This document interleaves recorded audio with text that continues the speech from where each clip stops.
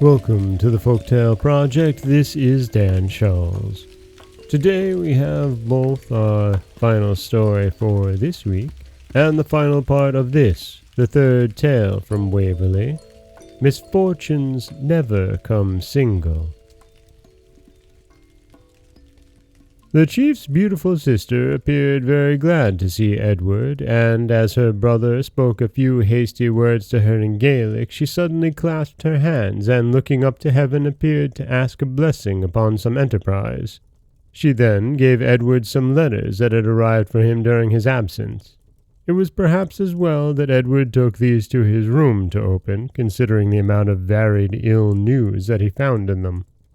The first was from his father, who had just been dismissed from his position as king's minister, owing, as he put it, to the ingratitude of the great, but really, as was proved afterwards, on account of some political plots which he had formed against his chief, the prime minister of the day.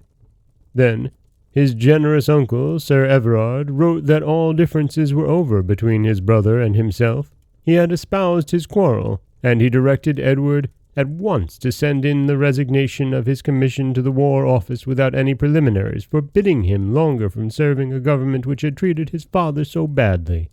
But the letter which touched Edward most deeply was one from his commanding officer at Dundee, which declared curtly that if he did not report himself at the headquarters of the regiment within 3 days after the date of writing, he would be obliged to take steps in the matter which would be exceedingly disagreeable to Captain Waverley. Edward at once sat down, and wrote to Colonel Gardner that, as he had thus chosen to efface the remembrance of past civilities, there was nothing left to him but to resign his commission, which he did formally, and ended his letter by requesting his commanding officer to forward this resignation to the proper quarter. No little perplexed as to the meaning of all this, Edward was on his way to consult Fergus MacIver on the subject, when the latter advanced with an open newspaper in his hand. "Your letters," he asked, "confirm this unpleasant news?" And he held out the Caledonian Mercury, in which not only did he find his father's disgrace chronicled, but on turning to the Gazette he found the words, "Edward Waverley, captain in the regiment of dragoons, superseded for absence without leave." The name of his successor, one Captain Butler, followed immediately. On looking at the date of Colonel Gardner's missive as compared with that of the Gazette, it was evident that his commanding officer had carried out his threat to the letter. Yet it was not at all like him to have done so. It was still more out of keeping with the constant kindness that he had shown to Edward. It was the young man's first idea, in accordance with the customs of the time, to send Colonel Gardner a challenge, but upon Fergus MacIver's advice, Edward ultimately contented himself with adding a postscript to his first letter, marking the time at which he had received the first summons, and regretting the hastiness of his commander's action had prevented his anticipating it by sending in his resignation.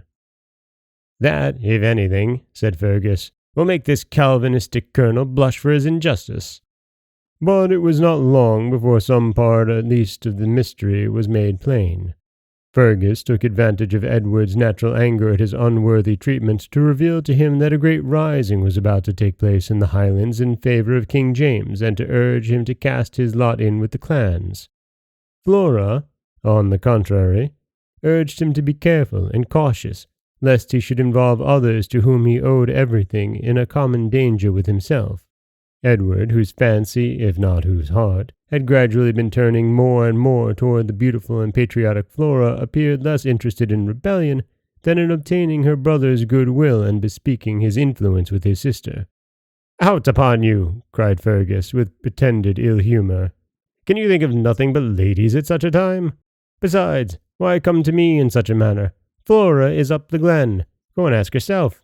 And Cupid go with you. But do not forget that my lovely sister, like her loving brother, is apt to have a pretty strong will of her own." Edward's heart beat as he went up the rocky hillside to find Flora.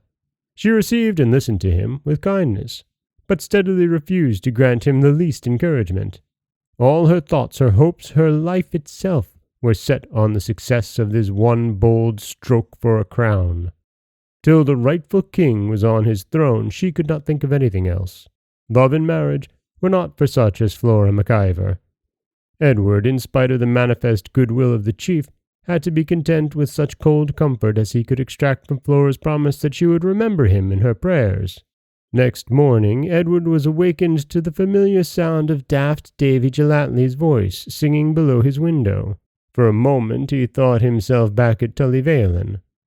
Davy was declaring loudly that, "My heart's in the Highland, my heart is not here."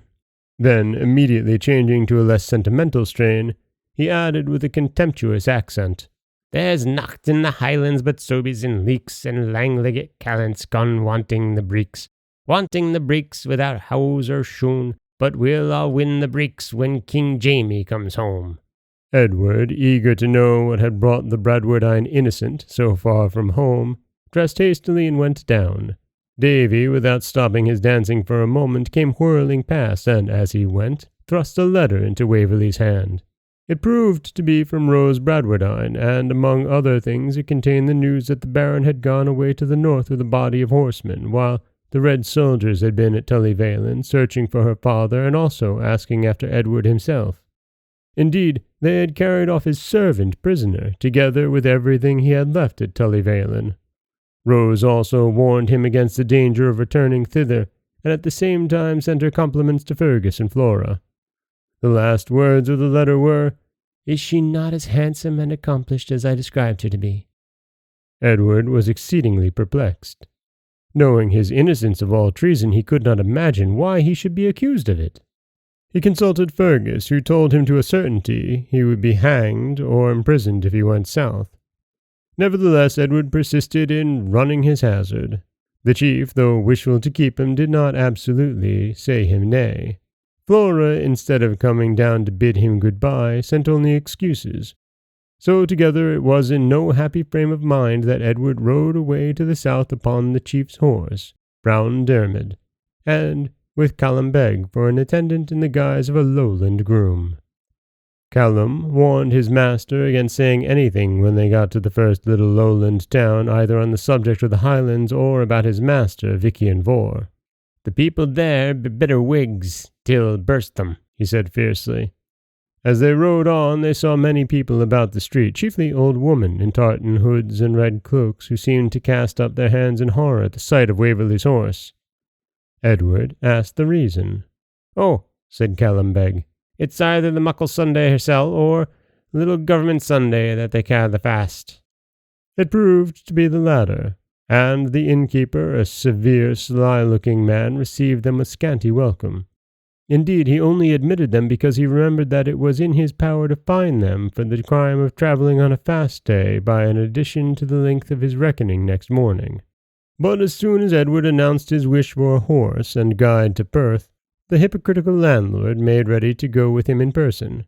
Callum Beg, excited by the golden guinea which Waverley gave him, offered to show his gratitude by waiting a little distance along the road and kittling the landlord's quarters with shilaka, or, in other words, setting a dagger in his back. Apparently, Vickian Vore's page thought no more of such a deed than an ordinary English boy would have thought of stealing an apple out of an orchard. And that is the second and final selection from the third tale of Waverley, Misfortunes Never Come Single. And for Edward Waverley, they really don't, do they? It really just piles up upon him at this point in the tale. This is Dan Scholz for the Folktale Project. Don't forget that you can subscribe to the podcast on Apple Podcasts, Stitcher, Google Play, Overcast, anywhere you like to get your podcasts. You can follow us on Twitter at Folktale Project. You can find us on Auto Radio, TuneIn Radio, iHeartRadio, Spotify, anywhere you like to listen. And you can always head over to folktaleproject.com, where you'll find a new story waiting for you every Monday, Wednesday, and Friday. Next week, we'll be back first with the third interlude and then with the fourth tale from Waverley. As always, thank you so much for listening.